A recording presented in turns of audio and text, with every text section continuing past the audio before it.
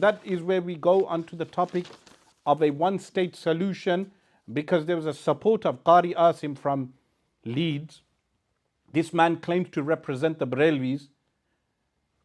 He claims that he does not actually represent anyone except himself and perhaps a few people around him.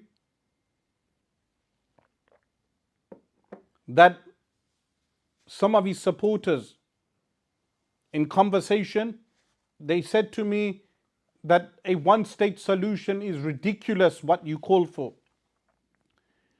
This is because these people do not understand what one-state solution entails.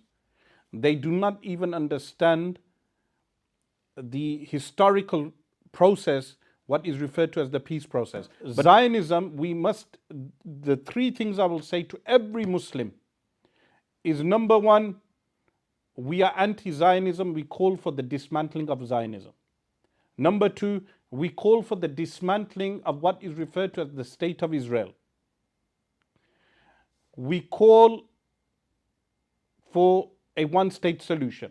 So the common counter-argument is, how can you, out of Palestine, call for a one-state solution when the Palestinians themselves have agreed to a one-state solution? This is in reference to Yasser Arafat and the Oslo Accords in the early 1990s. Now, the response to that is very easy, that those Oslo Accords were a failure, a dismal failure. And that failure led to the current crisis.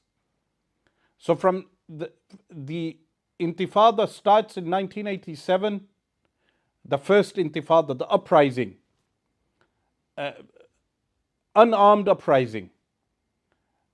And then Yasser Arafat agrees to the Oslo Accords. And then what happens from that time into the presidential era of Bill Clinton, the Palestinians lose over 40,000 acres of land, up to 2000. Then from 2000, the second Intifada starts. Many people did not take note of it after 9/11, but from 2000 to 2005, there was the second Intifada. The Jewish occupation did not want peace with the Palestinians. All they have been looking for is evicting Palestinians from their land and taking the entire land, including Gaza, including the West Bank, even though they left Gaza in 2005. But now the extremists, all of them are extreme, the so-called Israelis, all of them are extreme. But the Knesset, members of the Knesset, what is referred to as the Israeli parliament, they want complete occupation of Gaza and the West Bank, what they refer to as Judea and Samaria. So the peace process and the two-state solution, which Erdogan always mentions, two-state solution, the peace process, and does not address the issues in Palestine.